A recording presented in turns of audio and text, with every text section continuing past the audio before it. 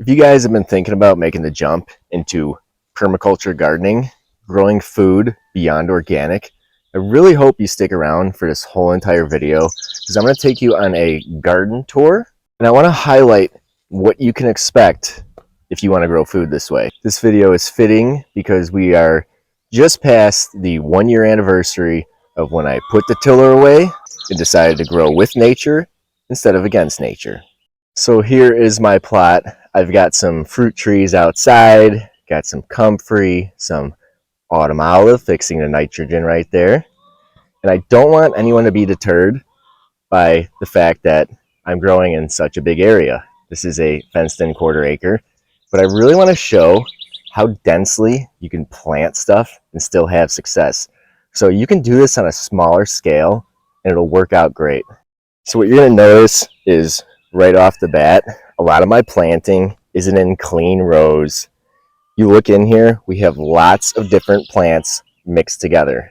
I'm somewhat of a guerrilla planter, and if I find an open space and I think some kind of plant would do good there, I'm going to pop seeds in the ground and see what happens. But before we start looking at all these plants I got, let's talk about one of the #1 problems when starting a permaculture garden. So you put away the tiller, we're utilizing thick mulch. In my case, I'm using wood chips for the walkways. I've got grass clippings, hay, straw, leaves, pretty much anything organic coat in the soil. We don't want any bare soil. But when you do that, it does bring in some problems. So if you've been following along, we've been battling slugs, and I think we got to the point where we have finally beaten the slugs. So if you're making a dive into permaculture and you have slugs in your ecosystem, you are going to have slug problems. Make sure you check out some of my slug videos to see how I handled slugs in my garden. And don't let the slugs make you not want to garden this way. Trust me, you will eventually defeat the slugs. They are temporary, and in the end, no matter what pests show up, as long as you grow naturally, nature will balance out. That being said, one of the major issues I faced this year was being able to put seeds directly in the ground and grow food. As soon as the seeds germinated, the slugs decimated them. So this is what I like to do. The slugs told me, no, you cannot plant a seed in the ground. We are going to eat it as soon as it comes up. So what I did was I just started seeds outside in a tray. When they got big enough, I transplanted them out. Here we have some copper wire surrounding the plants, 2 layers or so. And this is crushed oyster shells. So I got the crushed oyster shells for the chickens, and we never gave it to them. So I was thinking, they're kind of sharp. The slugs might not like them. Let me surround all my cucumbers with those. And so far, it's worked out really good. Problem #2 with growing permaculture. After years of tilling, your soil's not going to be that great to start. It takes time for the various mulches we use to compost in place and feed the soil. In my initial round of planting, I could tell that the soil still was not great. So to fix this, when I was doing transplants, I'd take some potting soil, some peat, some compost from my chicken run, kind of mix it in the planting hole where I was planting. And that seemed to help out. So it's kind of a temporary solution until the ecosystem can repair itself after being destroyed. If you're going to grow permaculture, don't pretend to be a farmer. You don't want to take all these beds and plant nice clean rows of the same crops. You want to interplant. And another thing that I can't stress enough is embrace weeds, the native weeds that pop up that we usually pull out. A lot of these pests you're going to get in the first year of permaculture are because you're pulling out their food. You see, the bugs really don't want to eat our plants. They're not normal in the environment here. And I always say that from the second you put one of these plants that's not native in the ground, nature is going to try to remove it. But we can kind of trick nature a little bit, not too much. But if we leave some of these weeds, that is the food that these pests want to eat. One good example is thistle. Slugs love thistle, one of the only plants I pull out of my garden. I was causing a slug problem because I was pulling out the thistles. Now that I stopped pulling the thistles, the slugs focus on the thistles and leave my plants alone. The aphids. Bad year for the aphids right now. I don't have any aphid problem whatsoever. You know why? Because I leave docks, stinging nettle, and thistles around, whether it be in my garden or outside. These plants are thick with aphids, but the fact that those are there are making those aphids not target my plants because it's not their natural food. And you're going to get some pests that do slip by. But here's another great part of weeds. Those weeds attract some of the native predatory bugs.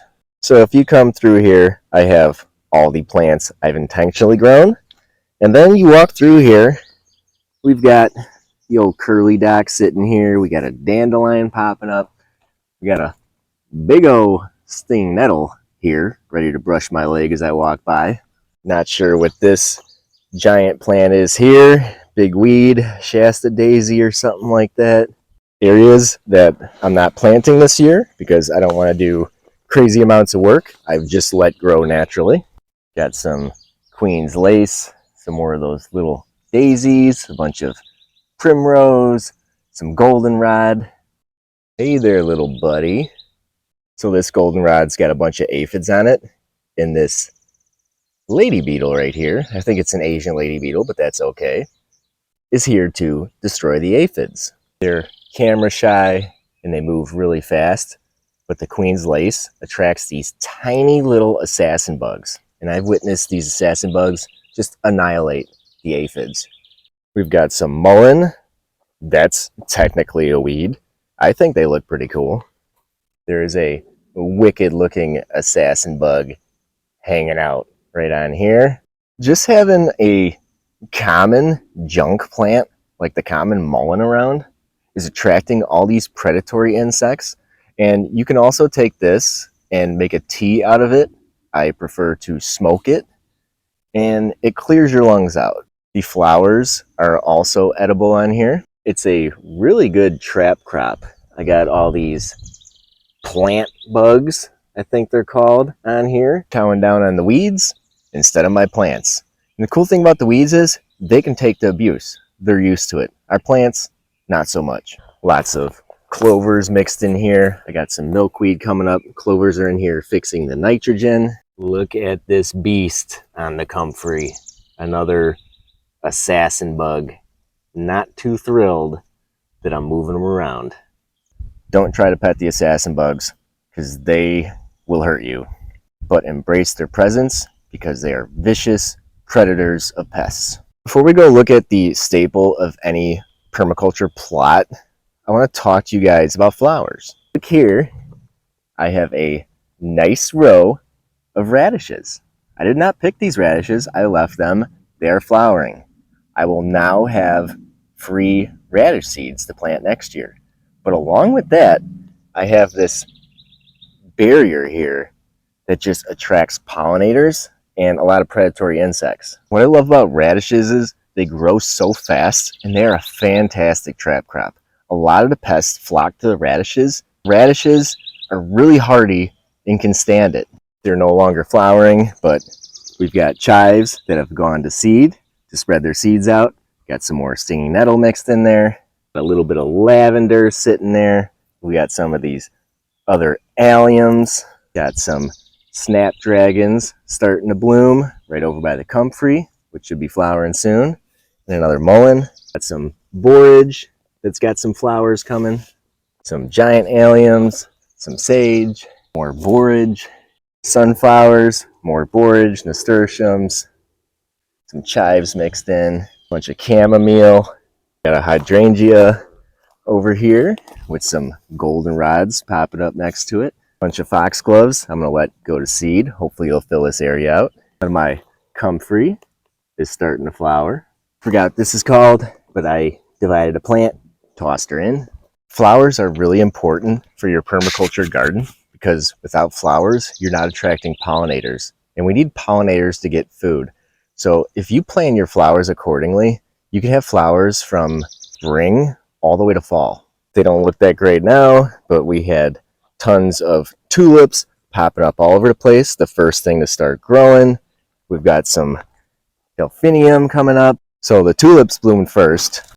While they were blooming, the grape hyacinths came through. The snapdragons kind of took over. Lots of these clovers popped up, more snapdragons. These evening primrose, look at all these. These are going to make amazing yellow flowers. They're going to come here, I'd say in a few weeks or so. If you're going to grow like this, you want to make your garden a pollinator paradise. It not only looks really nice in your garden to have all these flowers around, but you're attracting those beneficial predatory insects and pollinators. Look at all these daikons. These I'm going to take seeds, I'm going to let the daikons rot in the ground, and they're going to compost over the winter. I'd suggest letting a lot of your leafy greens go to seed. Just don't harvest the whole plant, just take what you need from it. And once it starts flowering, it's going to start getting ready to give you seeds. So those are free seeds, and you're also getting seeds that are kind of adapted to the environment. If you keep doing this, eventually those genetics are going to learn how to live where you grow. So you're going to get seeds better than anywhere you could buy. Like these Pak Joys. I had all these Pak Joys, absolutely amazing. They tasted good. They had awesome flowers on them. Now look at all this. All these little pods just loaded with Pak Choi seeds. What I might even do here, I might take these, let them dry out and split here, and these things will just self-sow. I don't even have to plant them.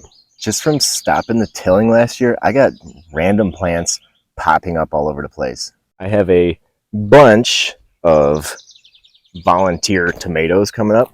Look at this one. This one just sprouted on its own, doing pretty good. Got another one here, sneaking through the cardboard over by the peas and beans. Over by one of my tomatoes, I got these guys coming up. I have no idea what it is. If I had to guess, I'm going to say it's a squash of some sort. Missed some potatoes during the potato harvest last year. You're in luck. Pick up some Yukon Golds, and I am just growing them in pure wood chips right now, and they're doing pretty good. Now that we've talked about a lot of the problems and some of the solutions to the problems, we're over here in the perennial area. We're establishing an ecosystem that can feed us for years to come. Plants like these June-bearing strawberries here.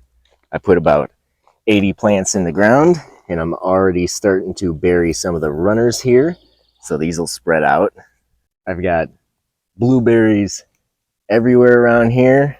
We got some raspberries, we got apple trees, we got comfreys, red, white, and pink currants, got some grapes coming up, some walking onions I bought off eBay, we got some gooseberries, more apples and comfrey, some more grapes, we got elderberries, got some more elderberries, giant rhubarb, and more elderberry.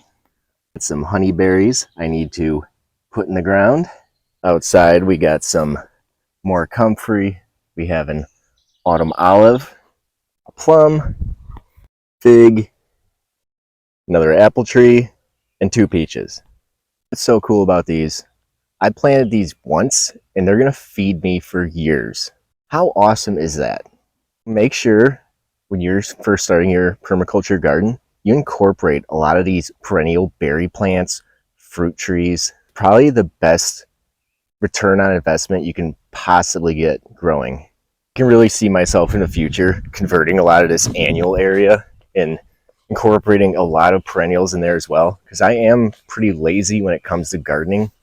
Like even stuff like garlic, you put one little seed clove in the ground, get all this garlic, it multiplies by 6 to 8 times, and you have free garlic out of that. And just look at the diversity you can do with this planting style here. We got some tomatoes, we got a bunch of ground cherries, eggplants, peppers, the radishes, we got some white kohlrabi, we got some purple kohlrabi, we got some ruby red Swiss chard growing in here. We got beets, lots of bolted spinach. We got some bell peppers mixed in this mess here. More red Swiss chard coming up in here with a bunch of carrots. Some more daikon with the garlic. Bunch of spinach that survived the winter that's just going to seed. And a volunteer sunflower. Look at this beast. Carrots that survived the winter going to seed, attracting predatory insects and giving me free carrot seeds. I literally did a video on peas like a couple days ago, and this had no peas on it. Look at all these peas on this pea that is climbing up my tomato. Got some Swiss chard here. We got some marigolds coming in, a bunch of borage. We put some beans in here. We got some more peas. Good eating size. They're nice tender ones. Nasturtium, more beans, chives, radishes, pole beans, bunch more beans, cucumbers, ground cherries, more Swiss chard, carrots, artichokes, more radishes with the snapdragons, the mature audience plant, just monster horseradish mixed in here with the red lettuce and all the kales coming in, bunch of strawberries with some beets mixed in there, bunch more spinach and peas, cucumbers, giant broccolis that still have not given me any broccoli yet, with some more radishes with the pak choys. Can't remember what this is, but we're gonna eat it anyway because it's a leafy green. In this mess we have a jalapeno.